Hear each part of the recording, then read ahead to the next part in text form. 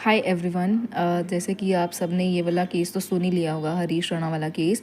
हरीश राणा जो कि गाज़ियाबाद के रहने वाले एक पर्सन है, जिसको काफ़ी सालों से 12-13 सालों से जो कि अपनी बिल्कुल भी स्टेज भी नहीं है कि कुछ बोल सके, कुछ कर सके। उनको फाइनली कोर्ट का ये ऑर्डर उन्होंने दे दिया कि right to die with dignity यहाँ पे उन्होंने अलाउ कर दिया है कि उनको यूथनेशिया दे के उनको क्या किया जाएगा, नेचुरली तरीके से उनको डेथ दी जाएगी। तो यहाँ पे यूथनेशिया का कॉन्सेप्ट मैं थोड़ा सा बता दूँ। हमारे पास अब जाके ये इन्होंने एक लीगल राइट के बेसिस पे बोला है। एक हमारे पास एक्टिव यूथनेशिया होता है, एक पैसिव यूथनेशिया होता है।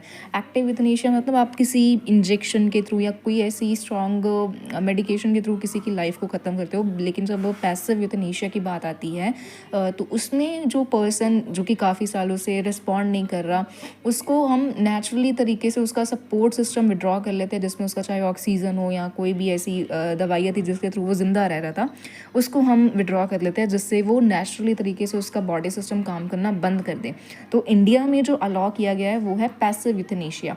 जो एक्टिव यूथनेशिया है वो यहाँ पे लीगल नहीं है अभी के लिए। हमें यहाँ पे यही वाला कॉन्सेप्ट जो है वो लीगल किया गया। अब 3 केसेस के बाद आप यहाँ पे देख पा रहे हो कि कौन हुआ क्या था कि इनका 4th फ्लोर से इनके गिरने की वजह से इनका जो ब्रेन सिस्टम है वो काम करना बंद कर दिया गया था। 12-13 सालों से वो ऐसे ही रह रहे थे, जिनकी वजह से उनका खाने पीने में काफ़ी प्रॉब्लम आ रही थी। तो अब फाइनली उनके लिए ये एक केस की जो सुनवाई आई है, डिसीजन आया कि हाँ उनको उनके पास ये राइट है, right to die with dignity. हमारे आर्टिकल्स में हमारे जो फंडामेंटल राइट्स है उसमें इन्होंने इस चीज़ को स्टेट किया है कि हाँ इंसान को इस तरीके से डिग्निटी से मरने की पूरी उनके पास एक एक राइट है।